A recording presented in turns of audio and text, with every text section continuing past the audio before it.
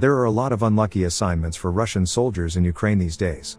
But few unluckier than posting with the 90th Tank Division, a formation with a recent history of repeated, decisive defeat.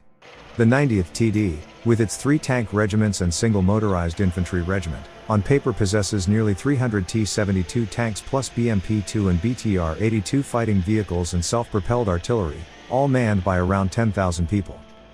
In concept it's a powerful unit. In practice, in Ukraine, it mostly has rolled from disaster to disaster. Most recently, several battalion tactical groups from the division deployed around Kharkiv, in northeastern Ukraine, in a failed effort to stop a determined Ukrainian counteroffensive that kicked off on September 6. It wasn't long before the 90th TD's battalions had joined the wider Russian retreat from Kharkiv Oblast, a retreat that arguably has reshaped the 200-day war. But that wasn't the first embarrassment to befall the division, normally based in Chabarkul in southwestern Russia. In early March, the 90th TD was part of the Russian offensive aiming to capture Kyiv and dismantle the Ukrainian government.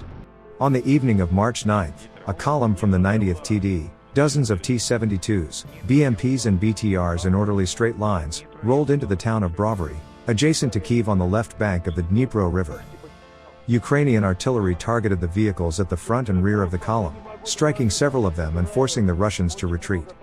Fighting raged for 3 weeks around Brovary until the 90th TD joined the rest of the Russian force in a hasty retreat from around Kyiv.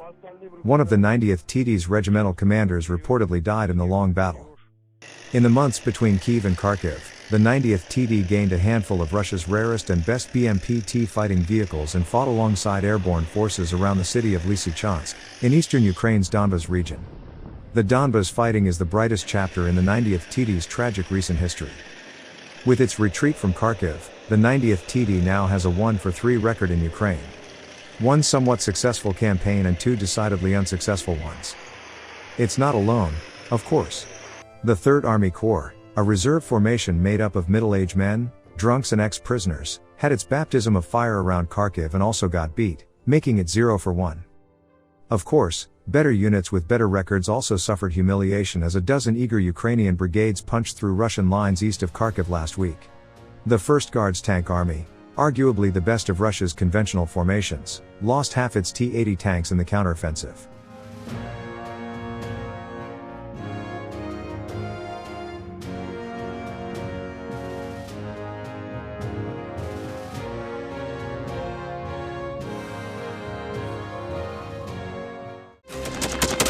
Thanks for watching, and don't forget to subscribe.